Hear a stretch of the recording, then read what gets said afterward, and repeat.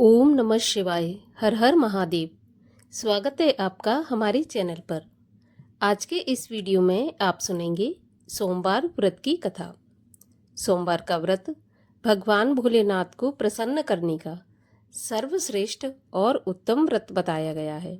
सबसे साधारण और सबसे उत्तम व्रत सोमवार का व्रत है। इस व्रत को करने से मनवांछित फल की प्राप्ति होती है। सभी प्रकार की व्रत कथाएं सुनने के लिए और हमसे जुड़े रहने के लिए आपको केवल हमारे चैनल को सब्सक्राइब करना है और बेल आइकन को प्रेस करना है।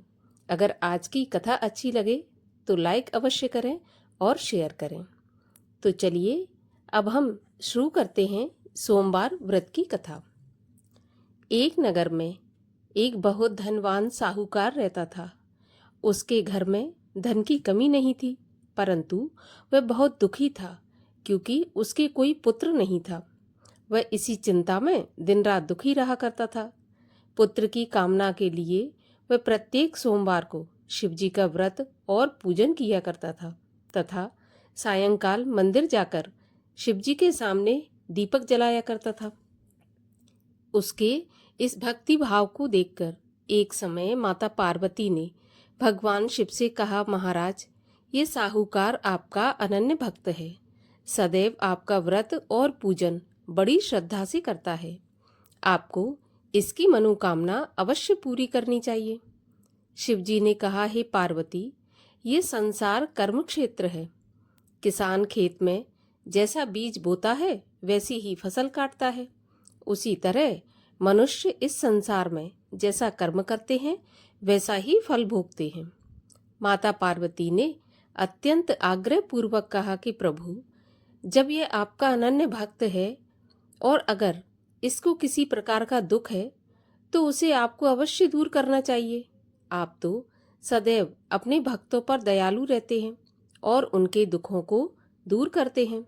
यदि आप ऐसा नहीं करेंगे तो मनुष्य आपका पूजन तथा व्रत क्यों करेंगे? माता पार्वती का ऐसा आग्रह देखकर भगवान शंकर कहने लगे, हे पार्वती, इसके कोई पुत्र नहीं है। इसी चिंता में यह बहुत दुखी रहता है। इसके भाग्य में पुत्र ना होने पर भी मैं इसको पुत्र प्राप्ति का वरदान देता हूँ, परंतु वह पुत्र केवल 12 वर्ष तक ही जीवित रहेगा। इसके पश्चात वह मृत्यु को प्राप्त हो जाएगा। इससे अधिक मैं इसके लिए कुछ नहीं कर सकता। माता पार्वती और भगवान शिव का ये वार्तालाप वह साहूकार सुन रहा था। इससे उसको ना तो प्रसन्नता हुई और ना ही दुख हुआ। वह पहले की तरह शिवजी का व्रत और पूजन करता रहा। कुछ समय के बाद साहूकार की स्त्री गर्भवती हुई और 9वें महीने उसके गर्भ से अति सुंदर पुत्र उत्पन्न हुआ। साहूकार के घर में बहुत खुशी मनाई गई, परंतु साहूकार तो ये जानता था कि उसकी केवल 12 वर्ष की ही आयु है, इसलिए उसने अधिक प्रसन्नता प्रकट नहीं की और न ही किसी को यह भेद बताया। जब वह बालक 11 वर्ष का हो गया तो बालक की माता ने उसके पिता से उसका विवाह करने के लिए कहा। साहूकार ने कहा, अभी मैं इसका विवाह नहीं करूंगा, मैं अपने पुत्र को काशी पढ़ने के लिए भेजूंगा। साहूकार ने बालक के मामा को बुलाकर उसको बहुत सा धन देकर कहा, तुम इस बालक को काशी पढ़ने के लिए ले जाओ और रास्ते में जिन जिन स्थानों से भी जाओ तो यज्ञ करते हुए, ब्राह्मणों को भोजन कराते हुए और दक्षिणा देते हुए जाना। अब दोनों मामा भांजे यज्ञ करते, ब्राह्मणों को भोजन कराते तथा दक्षिणा देते हुए काशी की ओर चल पड़े। रास्ते में एक शहर पड़ा।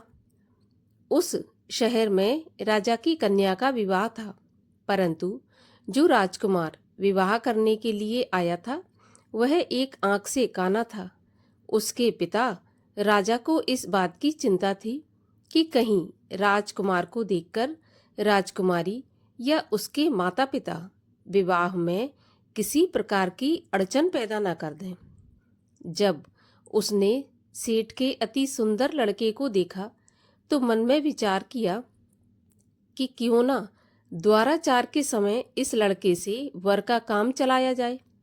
ऐसा मन में विचार कर उस राजकुमार के पिता ने उस लड़के और उसके मामा से बात की तो वे राजी हो गए। फिर उस साहूकार के लड़के को दूल्हे के कपड़े पहनाकर और घोड़ी पर बैठाकर कन्या के द्वार पर ले गए। सभी कार्य प्रसन्नता से पूर्ण हो गए।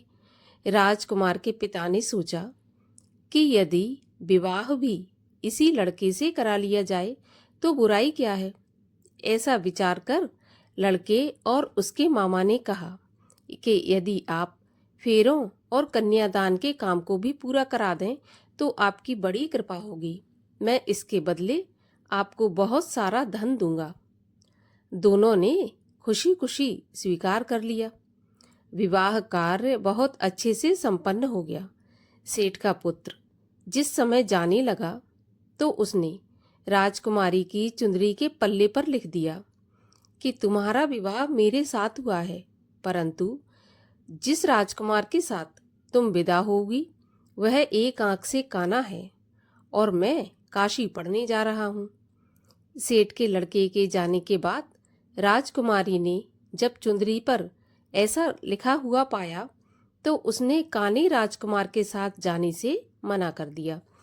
उसने अपने माता पिता को सारी बात बता दी और कहा कि यह मेरा पति नहीं है, मेरा विवाह इसके साथ नहीं हुआ और जिसके साथ मेरा विवाह हुआ है वह काशी पढ़ने चला गया। राजकुमारी के माता पिता ने अपनी कन्या को विदा नहीं किया और बारात वापस चली गई। उधर सेठ का लड़का और उसका मामा काशी पहुंच गए। वहां जाकर उन्होंने यज्ञ करना और लड़के ने पढ़ना शुरू कर दिया। जब लड़के की आयु 12 साल की हो गई, उस दिन उन्होंने यज्ञ रच रखा था। लड़के ने अपने मामा से कहा कि मामा जी, आज मेरी तबीयत कुछ ठीक नहीं है। मामा ने कहा, अंदर जाकर सो जाओ। लड़का अंदर जाकर सो गया और थोड़ी देर में ही उसके प्राण निकल गए। जब उसके मामा ने आकर देखा कि उसका भांजा मरा पड़ा है तो उसको बहुत दुख हुआ। उसने सोचा कि अगर मैं अभी से रोना पीटना मचा दूंगा तो यज्ञ का कार्य अधूरा रह जाएगा। अतः उसने जल्दी से यज्ञ का कार्य समाप्त करवाकर ब्राह्मणों के जाने के बाद रोना पीटना शुरू कर दिया। संयोगवश उसी समय शिव पार्वती उधर से जा रहे थे। जब उन्होंने जोर जोर से रोने की आवाज सुनी तो पार्वती जी कहने लगी, प्रभु, कोई दुखिया रो रहा है, उसके कष्ट को दूर कीजिए। जब शिव पार्वती वहां पहुंचे तो उन्होंने पाया कि वहां एक लड़का मरा पड़ा है। माता पार्वती कहने लगी, महाराज, यह तो वही सेठ का लड़का है जो आपके वरदान से उत्पन्न हुआ था। शिवजी ने कहा, पार्वती, इसकी आयु इतनी ही थी और यह भोग चुका। तब पार्वती जी ने कहा, महाराज, इस बालक को कुछ और आयु दो, नहीं तो इसके माता पिता तड़प तड़प कर मर जाएंगे। माता पार्वती के बार बार आग्रह करने पर शिवजी ने उसको जीवन का वरदान दे दिया। शिवजी की कृपा से वह लड़का जीवित हो गया। शिवजी और पार्वती कैलाश पर्वत पर चले गए। शिक्षा पूरी होने पर वह लड़का और उसका मामा उसी प्रकार यज्ञ करते हुए, ब्राह्मणों को भोजन कराते हुए और दक्षिणा देते हुए अपने घर की ओर चल पड़े। रास्ते में उसी शहर में आए जहां उस लड़के का वहां की राजकुमारी के साथ विवाह हुआ था। वहां आकर उन्होंने यज्ञ आरंभ कर दिया। उस लड़के के ससुर वहां के राजा ने उसको पहचान लिया और महल में ले जाकर उसकी बहुत आवभगत की। फिर बहुत से दास दासियों सहित आदरपूर्वक अपनी राजकुमारी और जमाई राजा को विदा कर दिया। जब वे अपने शहर के निकट आए तो मामा ने कहा कि मैं पहले तुम्हारे घर जाकर तुम्हारे माता पिता को खबर कर आता हूँ। जब उस लड़के का मामा घर पहुंचा तो उसने देखा कि लड़के के माता पिता घर की छत पर बैठे थे। उन्होंने प्रण करके रखा था कि यदि हमारा पुत्र कुशलता के साथ वापस आ गया तो हम राजी खुशी नीचे आ जाएंगे, नहीं तो छत से कूदकर अपने प्राण दे देंगे। उस लड़के के मामा ने आकर जब यह समाचार दिया कि आपका पुत्र आ गया है तो उनको विश्वास नहीं हुआ। तब मामा ने शपथ पूर्वक कहा कि आपका पुत्र अपनी पत्नी और बहुत सारा धन साथ लेकर आया है। तो सेठ को बहुत प्रसन्नता हुई। सेठ सेठानी आनंद पूर्वक नीचे आए। बाहर आकर उन्होंने अपने पुत्र तथा उसकी पत्नी का भरपूर स्वागत किया। सभी प्रसन्नता के साथ रहने लगे। जो भक्त सोमवार के व्रत को धारण करता है अथवा इस कथा को पढ़ता या सुनता है, उसके सब दुख दूर होकर उसकी समस्त मनोकामनाएं पूरी होती हैं और इस लोक में नाना प्रकार के सुख भोग कर अंत में सदाशिव के लोक को प्राप्त होता है। भगवान शिव की आरती। ओम जय शिव ओमकारा, स्वामी हर शिव ओमकारा, ब्रह्मा विष्णु सदा शिव अर्धांगी धारा। ओम हर हर हर महादेव। एकानन चतुरानन पंचानन राजे, हंसासन गरुणासन वृषवाहन साजे। ओम हर हर हर महादेव।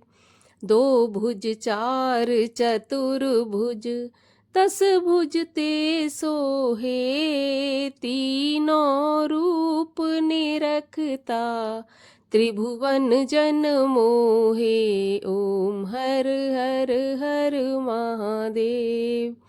अक्षमाला वनमाला मुंडमाला धारी, चंदन मृग मद सोहे, भोले शुभकारी। ओम हर हर हर महादेव। श्वेतांबर पीतांबर बाघांबर अंगे, सनकादिक ब्रह्मादिक भूतादिक संगे। ओम हर हर हर महादेव। करके मध्य कमंडल, चक्र त्रिशूल धरता, सुख करता दुख हरता, जग पालन करता। ओम हर हर हर महादेव। ब्रह्मा विष्णु सदा शिव, जानत अविवेका, प्रणवाक्षर के मध्य ये तीनों एका। ओम हर हर हर महादेव। त्रिगुण स्वामी जी की आरती जो कोई नर गावे, कहत शिवानंद स्वामी मन वांछित फल पावे। ओम हर हर हर महादेव।